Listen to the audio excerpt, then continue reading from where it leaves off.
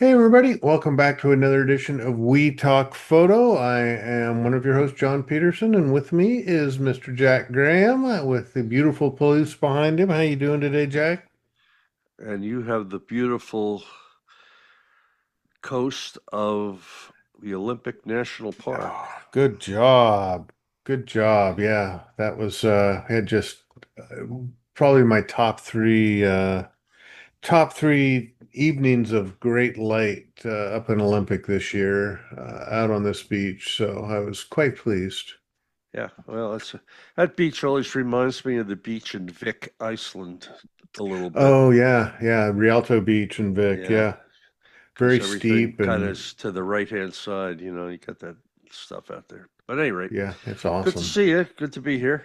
Likewise, likewise. Well, folks, today we do not have any special guests, but we have a couple of things that we wanted to talk about and thought it might be a great time to put out a podcast and talk about it with you guys and see what you think about this whole thing. So, well, let's just kind of dive right into it, Jack. I think what got us started was talking about small cameras, and I think a couple of weeks ago you had sent me either a text or an article about how great small cameras are doing in terms of sales in relation to, Yeah, larger interchangeable.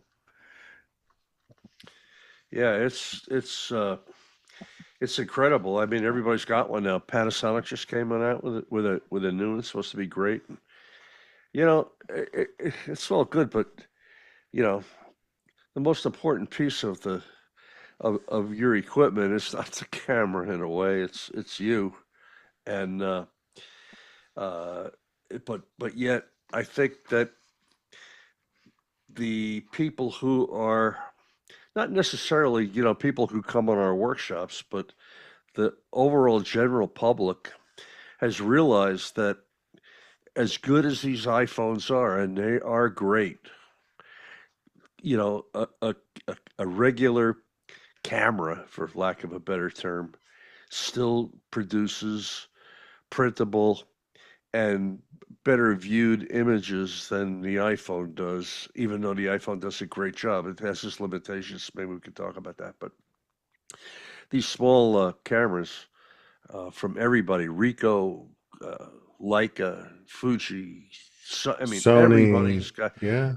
and they're way outselling mirrorless and certainly DSLRs at this point. Um, Well, and and I think why do you we need think to that talk about. is, Jack? I just think that uh, they're cool looking. A lot of them are kind of retro looking, and they're very simple to use. And I think that the customer just enjoys it. John and I listen to vinyl records. Yeah. Some people still use some film for I think nostalgic I think part of reasons. it too, though, is for those people that want to have good quality photographs but don't want to take a large camera bag, we're traveling Correct. primarily. Because there's plenty of times I want to take nice photographs or see times for it, but I don't have my big camera with me, nor did I want to bring it with me. And so I'm relegated to using my phone, which makes great, snapshots for Instagram and Facebook, but doing anything more than that, no. And so for me, there's a hole in my equipment around a professional level or a good quality level camera that I can walk around with easily. Yeah. Low commitment, good quality. Yeah.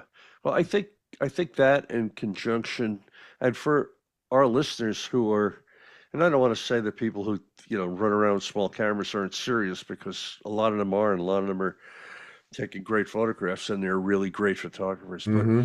for the people that we know who carry large camera bags and a lot of lenses, and we do it, um, I think we need to address the camera situation like we are, and also talk about getting back to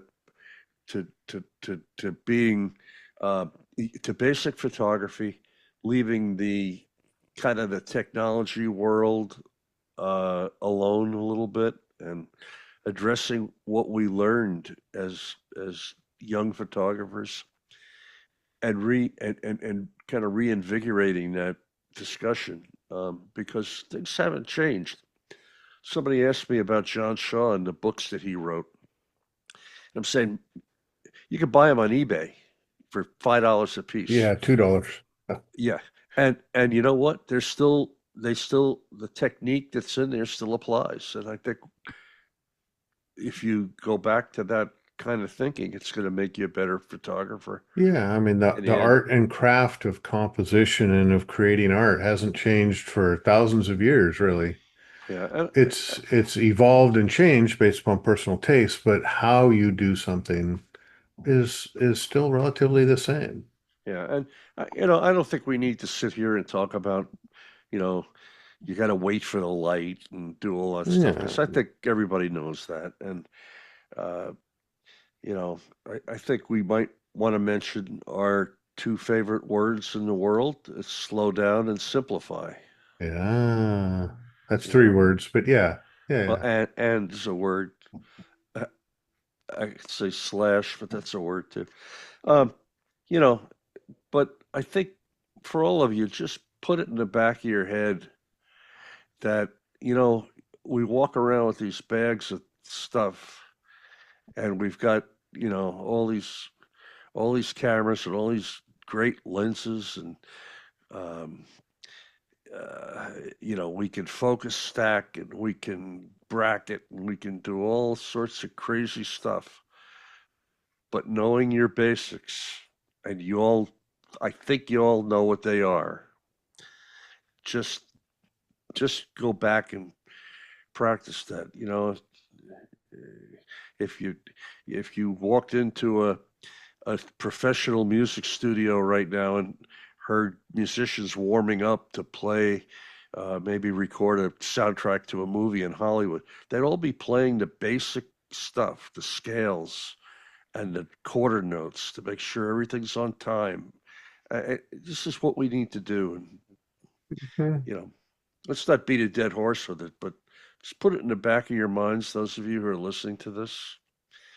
Well, I think to sort of cap what you're saying is we've talked about this before, is oftentimes we get caught up in the technology and the camera ownership joy. And I'm not going to deny that there's not joy in owning fun toys.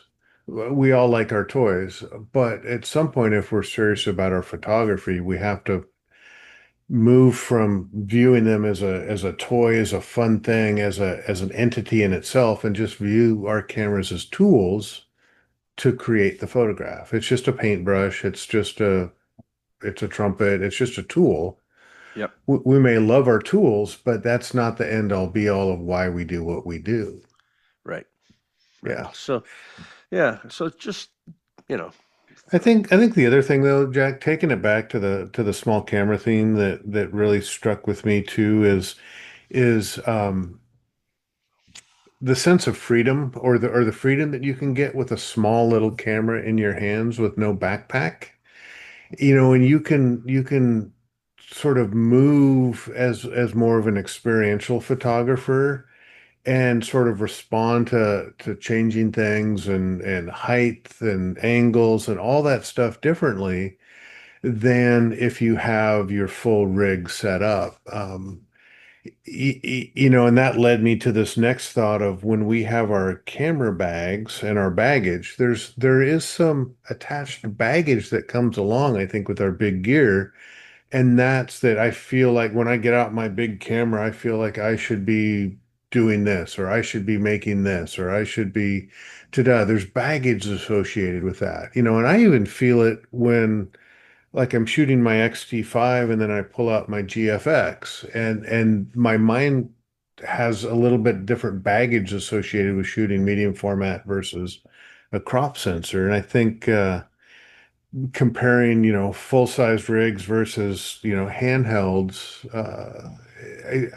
I think that there's something to be said for a kind of a freedom and a joy of revisiting why we get excited about visual arts with a smaller camera. Yeah, I would totally agree with you. Yeah,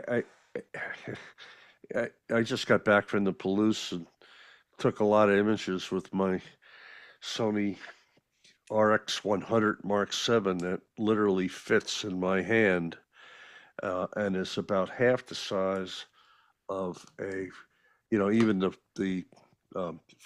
Fuji DSLRs, Yeah. and it's a freedom. It's not having um, uh, all the paraphernalia that we need to use, like tripods and stuff. And this camera's got stabilization. It'll do about 90% of what the other cameras will do, and it. I find myself walking around more. I find Yeah. myself looking around more. I'm not worried about settings and you know f-stops and what have you. Even though these cameras, they all have variable aperture. We can be creative just like we can with the big stuff. It's got all the features, yeah, for sure. Yeah, And I think that that freedom and that lack of encumbrance is one of the reasons why these smaller cameras are important. Why they're seeing this increase in sales is people are serious about their photographs and they want nice pictures, but yet they don't want all the baggage that comes along with a full rig. yeah. Maybe. Well, it's an interesting thing. I didn't realize it till, and that's why I bought the Sony, not because I needed it, but I needed something that was I could put in my pocket when I go for a ride with, my dog every day out in the country. Hmm. I don't want to throw the bag in every day. I don't want to throw a tripod in every day. You never know what you're going to see. So I always carry a camera. So I would, encourage people to, if you haven't already, hop on that bandwagon and even buy something used. There's used stuff around, Oh yeah. uh, and and just I think you'll find yourself being less, uh, involved with gear. Well, Uh, it might even reinvigorate your creative spirit. Um, it just might.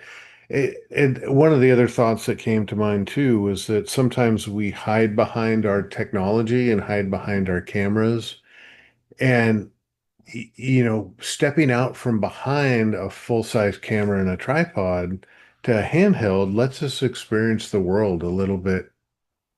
We're more present in our surroundings, I think, and we can't hide behind things. So it's if nothing else, I think picking up a small little compact camera may reinvigorate all of your photography. And so even when you do step back behind the tripod, you might see the world with different eyes.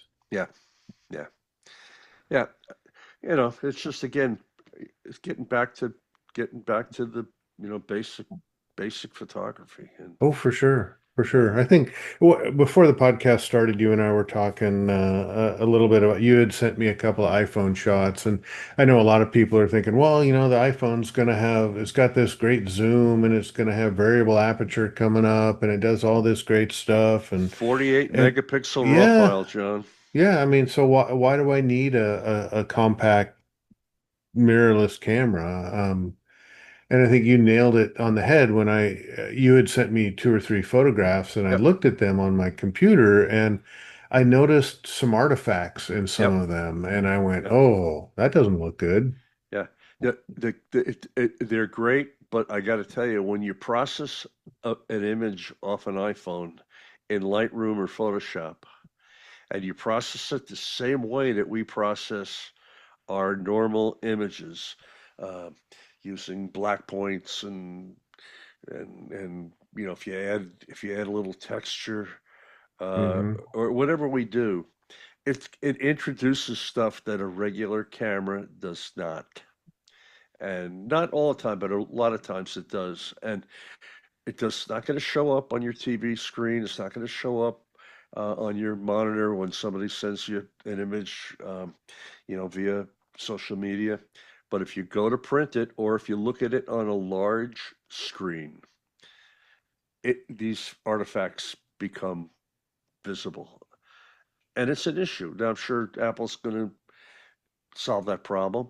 I mean, just think. what the phone was 5 years ago compared to what it is now. So Oh my imagine God, it's 5 years from crazy. now. So it's going to get there, and I believe the iPhone eventually, or the the cellular phone, whether it's an Android or an iPhone, will replace what we have now eventually.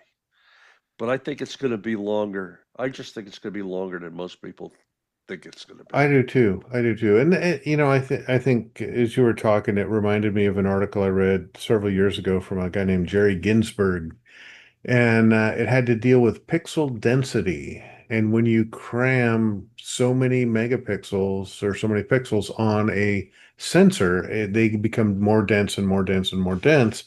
And the quality that you start to lose as you get more dense in micro contrast, color graduations or gradations. Nice. Um, yeah, I mean you lose a lot of that stuff. And even on our Fujifilm X-T5s, right, putting 40 megapixels on a crop sensor, I think is too much for that sensor Yep. size. That's Because it just feels digital. It feels a little bit crunchy. When I look at 50 megapixels on my GFX with a much larger sensor, it feels more lifelike, more analog. And I see this direct kind of comparison of pixel density. And so 48 megapixels out of an iPhone sensor that's smaller than a postage stamp. Oof, that's a yeah, and lot. Lot that of software.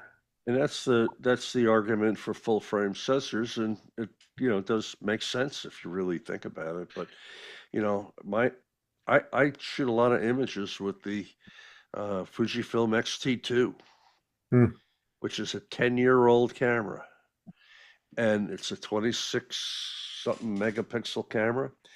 And if I want a bigger print, which I've done out of that, you just put it in gigapixel or some one of these enlarging, and the algorithms there do a great job. So I mean, this is an argument that's been going on and will go on forever. Yeah. But in America, we love big engines and big houses and big cameras. And the more megapixels you have, the better it's It's going to not, be. yeah, And all of that is not true, as we know. no, no, it's not. So I think we've beat kind of the compact camera topic a little bit, but it's really something that I'm kind of pursuing a little bit more. I don't own one, and I started kind of down the road to look at one myself. I know you've got a couple, and and especially as we get older too. I mean, we want to carry less gear. I mean, that's the other elephant in the room is a lot of my clients are like, I need something lighter. Well, one of the cool things about these cameras, my Sony happens to have a zoom lens on it, but the Fuji X100 and some of the other cameras have a fixed focus lens on it. I think Yeah. usually around 35 millimeter or 45, 50 millimeter. And I got to tell you, that in and of itself, I think will make you a better photographer by making you walk 50 feet forward instead of standing there with a zoom lens. Zoom lenses are great. They're wonderful. Yeah. It's a funny thing. If people could follow me around when I'm not with a group or not with the other people or not in a hurry, I use my primes a lot. And not that they're any better or any worse than my zooms. I just enjoy it. It's for me. It's the kind of the hunt is more fun than the kill, And these little cameras with these prime lenses, and they are tack sharp. These lenses, they're great. Um, I think it'll make you a better photographer. Again, it's getting back to the basics.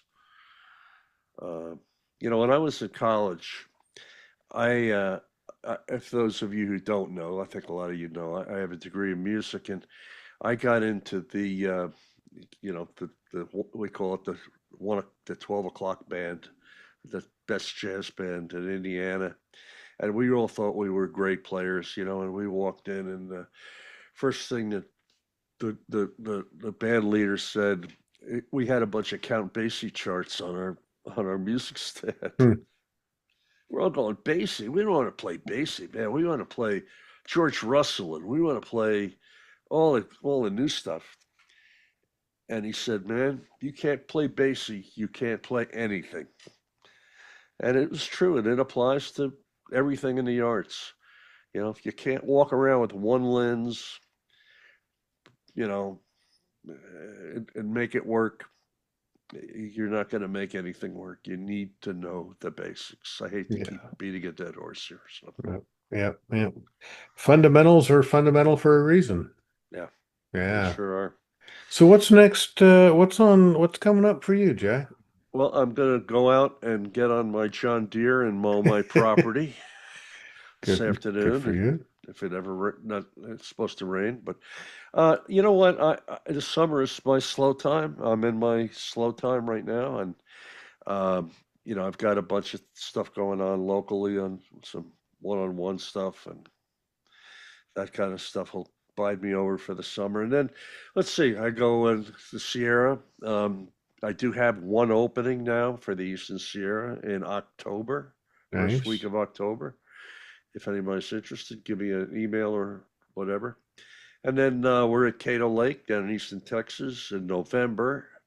Uh, and, uh, and then I'm trying to decide if I'm going to run out to the Tetons. John, I know you have a workshop in the Tetons. Yeah, first week of December and Yeah, anybody interested, just do that, man. It's a great time to be there. best time And to do it. Yeah, we're, I'm also going to be out there for fall color. I've got oh, one or good. two spots open there, so go see the mountains in a little Yeah, different light.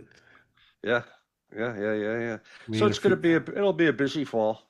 yeah, good. And then we're going to see what happens for next year. And I've got some things already booked and what have you. But I just it, again, I'm having a ball running around every day in the car with Murphy when I'm here, and I take my little camera with me Yeah. and, and come back once in a while. It's something good. I don't go out there to photograph, but you never know what you're going to see, and good to have a good camera with you. Yeah, that it sure is. That it sure is. All right, folks. Well, thanks for tuning in. This is a little bit shorter episode for us today, but just wanted to get on and talk to you a little bit and share some of our more recent thoughts. If you have any questions or comments, please feel free to email us wetalkphoto@gmail.com. Any last parting words, Jack? Nope, just we have some good guests coming up. We're gonna have Yep. Tony Sweet on soon. Tony is getting ready to launch his new book, The Color of Water. I which I can't wait to see. I think later this What summer, color is early water? fall. Well, it's whatever color you want it to be when the sun hits it. But knowing Yeah. Tony, it's going to be a great book. But I did Oh talk yeah. to Tony. We're going to have him on, some other great people. So stay Wonderful. tuned, subscribe, all that good stuff, and you'll know what's happening on our end. You betcha. All right, folks. Well, thanks for listening. We hope you have a great day and stay tuned for more wonderful content from We Talk Photo. All right. Bye-bye. Thank you all. Bye bye.